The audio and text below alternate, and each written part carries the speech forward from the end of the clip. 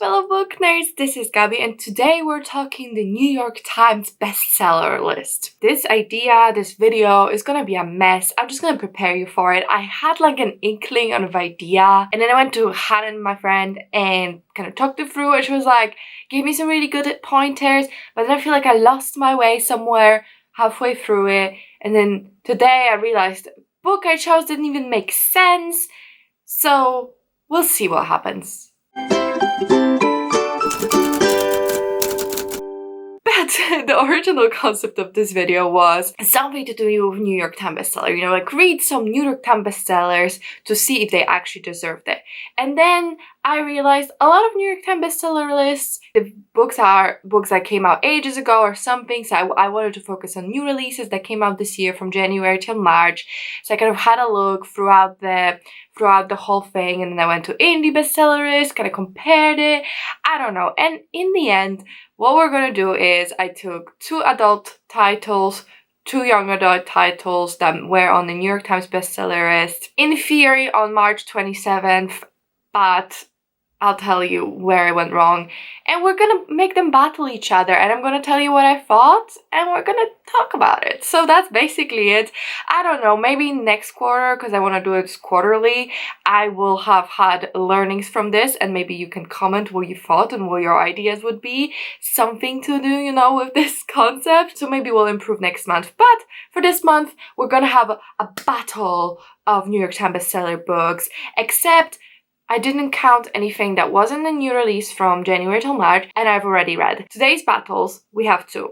In the YA category, we'll have Magic Steeped in Poison by Judy and Anatomy of a Love Story by I Didn't Write an Author and I Am Useless by Dana Schwartz.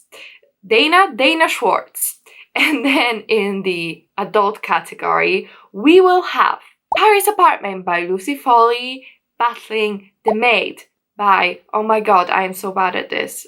What's the author? Nita Prose by Nita Prose. So those are the 4 books we're going to talk about. I guess let's just start with the YA category, and let me first off say I chose Magic Steeped in Poison because subconsciously I am a very biased person who likes pretty things, therefore I've been wanting to read this book for ages.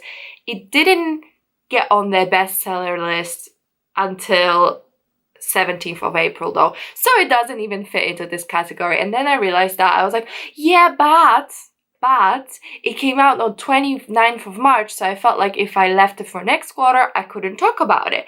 And then I was like, okay. And then I checked the indie bestseller list and it was there from, I think, day 1, so technically it counts. I don't know, I just really wanted to read that. I then this morning realized I should have read This Woven Kingdom by the Haramafi instead, because that book came out earlier in the year in February and it's been on the New York Times bestseller list. But you live and you learn, and that is actually a series I really want to read, so maybe one day I will. What I ended up reading was A Magic Steeped in Poison. So let me tell you what the book is about. Magic Steeped in Poison is a YA fantasy. It's set in a world where tea brewing is magic, so tea brewers are like coveted kind of apothecary specialists or whatever, and they can kind of, you know, the teas can give you special powers, like enhance your strength or take you to this like ancestral plane, or, you know, different types of things. And our main character has by mistake poisoned her mother and her sister when she was young. Her mother has passed away, but her sister is still alive, but in really bad health.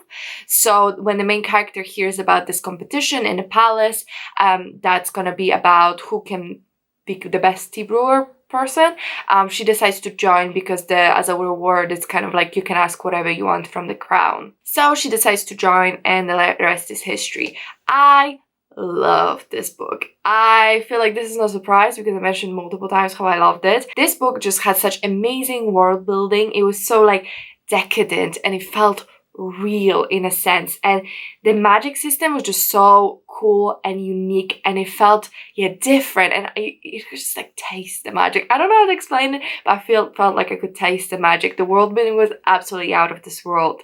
Then the pacing I thought was super tight. It's like was slow when it needed to be slow. It gave characters a moment to breathe, a moment to reconcile, you know, a moment to understand themselves better, but then also was really high action fun when it needed to be. So this book, like world building, writing, pacing, all of that was immaculate. And then talking about characters, I think I really liked all of them. They were very distinct and recognizable, and each character, you know, had their own thing. But then also it was an awesome collection of female characters, fulfilled all different types of roles. You know, there were more feminine strong characters, there were more masculine strong characters, female characters, and I really liked how that all came together, and we actually have LGBTQ plus relationship there as well, so there's a lesbian couple. I loved how all of that came together. Again, I just think that how alive the magic felt and how just beautiful and full, like a real world it felt. I absolutely loved it. I gave this book 5 stars. And when it comes to New York Times Bestsellers, like I told you, it's published on the 29th of March and it got on the bestsellers on April 17th, and since then it's been there for a couple of weeks. But that's book 1. And then I want to kind of discuss that book versus Anatomy, a love story by Dana Schwartz. So this book is a historical fiction with like a little bit of like sci-fi fantasy. I thought it was a fantastical book. There was only like a little twist at the end. It wasn't overtly magical, but it's set in Edinburgh, and we follow a girl who's like a daughter of a Navy officer, and I think her mother was like a viscount's daughter or something. So anyway, she's rich, but she knows that when her father passes away, all of the fortune will go to her brother, and she knows that she will have to marry well, and she's been pretty much engaged to her cousin since she was a little baby. She's got this fascination with anatomy and human bodies and surgeries and being a physician. So she has to kind of go dressed as a man and study in secret and become a physician that way, and kind of weigh like what her family expects from her versus what she wants to do, and what society expects and what kind of prospects she has. Like it says, that there's a love story, and love interest is a boy who is very poor, but he procures like dead bodies for a living. So they're called like resurrectionists. So it's people who went to cemeteries, dig up dead bodies and sell them to surgeons so they can like kind of examine and practice and that kind of thing. I thought this book was really well written. I had nothing against the writing or anything like that. There was that, like I said, the mystery slash kind of magical element. I do think it added a bit of whimsy. I don't know if it was necessary. I feel like the story could have worked if it was just a historical fiction, because it was quite compelling. I feel like I've read kind of similar stories. It really reminded me of that Jack Ripper series. I don't know, but I feel like there's a lot of historical fictions that are kind of like, oh, the woman wants to become a surgeon, but she can't, which is fair enough. I'm sure that was a problem some women had back then. But mostly I just felt like it was alright, you know, it was good, but it didn't really like capture my attention, or really there was no element I absolutely loved about it. I did like the bittersweet ending, but yeah, overall I would say 3 stars because it was fine. Didn't blow my mind though. And Anatomy has been on the bestseller list for 8 weeks. At the time of March 27th, when you look at that list, it's been on there for 8 weeks, and it was published in January 18th. So if you make these 2 books, you take them and you ask yourself, which was the better one? I would say Magic Steeped in Poison wins by a bazillion miles. It's just, I love that one so much. It has such a special place in my heart, and I think it was just done so well. I also went by Hannah's suggestion, went on Goodreads and kind of to see if people agreed with me. So Magic Steeped in Poison has only 2,303 ratings, but it has been out for pretty much 2 months less, but it is 4.02 stars, so pretty good rating. And then Anatomy has 13,971 ratings, but 3.8 stars, so both pretty decent. Do I think these deserve to be on New York Times bestsellers?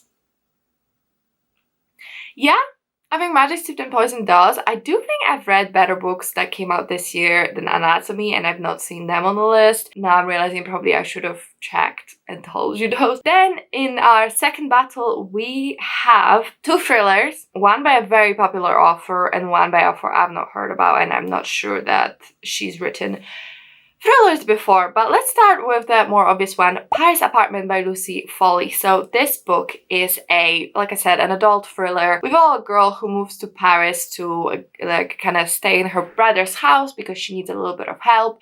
But when she gets there, he is gone and she can't get in touch with him and she doesn't know what happened to him. I wrote, this was just mid. I didn't find it particularly intriguing for a thriller. It wasn't really mysterious, like it kind of got whodunit from beginning. And yeah, there was a plot twist at the end, but I don't think like it was big enough. And it kind of saw where it was going, and yeah, it just wasn't very intriguing. I think adding all of those additional perspectives, which were not the main character, but people living in the building complex, that made it so obvious. I don't know. Yeah, it went more for the unsettling vibe, and I would say that it was really easy to read. Yeah, it was fun time, like as in like I read it really quickly and I enjoyed the writing style a lot, but overall, yeah, it just didn't feel like that much of an intrigue. And I feel like with my thrillers, I know I like to be surprised, I like to be shocked a little bit, and these just felt really safe choices. So I gave it 3 stars. I think it was super middle of the road.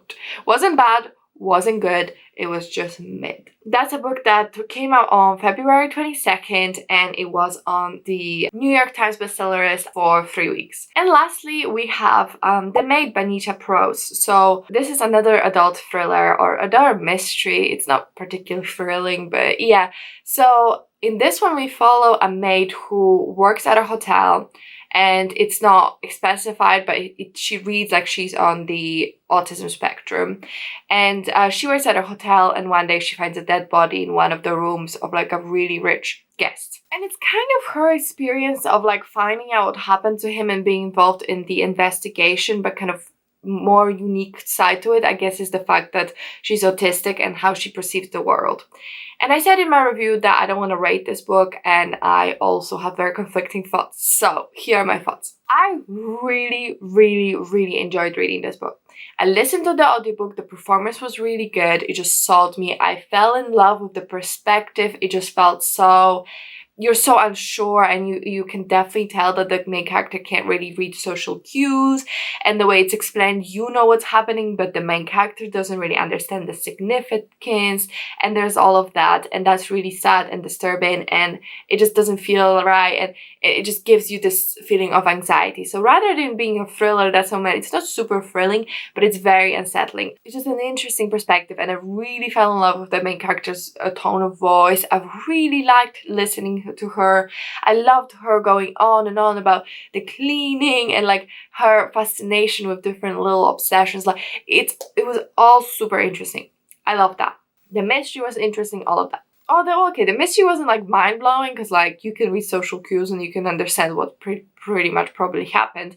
But the intrigue and the mystery and the nervousness of the main character experiencing the world. Loved it, right? And I probably would have given it 4 to 5 or 5 stars. But when I started this book, something that was like kind of in the back of my mind when I was reading it was, is the author also on autism spectrum? As far as I could see, no. And I read some comments and I read like the bio and all of that, and I don't think that the author is, at least it's not public knowledge, at least it's not knowledge I found. I might be completely wrong and then my opinion would change 100%. But I have read some reviews on Goodreads from Own Voices reviewers who are autistic, saying that the portrayal of the main character felt more like hitting a checklist of stereotypes of what an autistic person is. And they thought it was like a super extreme version at that. It just felt wrong to me to ignore those Own Voices reviewers and their opinion on the book and just give it 5 stars and now maybe contributing to a reason people want to read it. Because again, I think the book was really well written. I enjoyed it, but it feels wrong to me that a book whose main message was don't exploit and take advantage of people, neurodivergent people, and then the book preaching that takes a story of neurodivergent person and profits off of it, in a way exploiting it. It felt to me really icky. So I'm not gonna rate this book. I do think, you know, listen, use your own judgment. I didn't realize this when I went into the book. I had absolutely no clue what the premise was. I just knew that I saw advertisements for this book everywhere on the British Metro. Like, underground, British Underground, this book was everywhere. Not even underground, the trains, everywhere was always this book. And then I saw it on the new bestseller list. I've not read it. I thought it'd be an interesting folly to Paris Apartment. So I picked it up. So I had no clue what the book was about. I had no clue that it had a autistic main character, that the author wasn't autistic. I don't know if I would have picked it up if I knew, if I'm gonna be honest with you. I probably wouldn't have. But I did, and then I kind of have to, reflect on that. So I'm not gonna rate it. I do not know who wins this battle. I think as a story, as a book itself, like just take the book at book's value as a mystery novel thriller. I think The Maid was better. It was a more interesting perspective. It just brought something new. Whereas I think The Paris Apartment, absolutely nothing new was done. So there's that. Looking at their Goodreads rating, actually. So Paris Apartment was 3.71 with 82,802 ratings. And then The Maid, surprisingly, 3.9, so better rating, which I agree with. And then 105,138 people rated it. And like, you know what? I'm going to say it. The British Underground marketing budget was well spent because people clearly read this book, so Okay, I've been talking forever. My tummy's like really rumbling, but I still have 2 more videos to film, so let's get on. Let me know what you thought about this little experiment. I had a lot of fun reading the books and I enjoyed talking to you about it. I think maybe making it like a showdown is the right way to go, but I just need to put a little bit more thought how I choose the books because this was a little haphazard and I wish I have thought about it maybe a bit more. But I did have fun talking about these books. Let me know if you read any of these. Do you believe in New York Times bestseller? Because I feel like since I've learned that you can basically buy your way into it, and also it's curated, I don't get it. When they curate lists like this, I'm like, it's literally best-selling. Just go check the actual number and put it on there. You know what I mean? Like, how can you curate that? It just, it's icky. That's how I describe it, icky. But here I am contributing to it, so there you go. Do I think that any of these books really don't belong in it? Paris Apartment? But the author's famous, so like, it is what it is. Like, Gallant was on #1 since it came out, like, for ages. So I thought that was a fine book, but nothing special. And I told you it would be popular, so there you go. Okay, I'm gonna go eat because something disturbing is happening here. Thank you so much for watching. I really hope you enjoyed it. If you could comment, like, and subscribe, I really, really appreciate it. It really helps me out. But that's it from me, and I'll see you in my next one. Bye!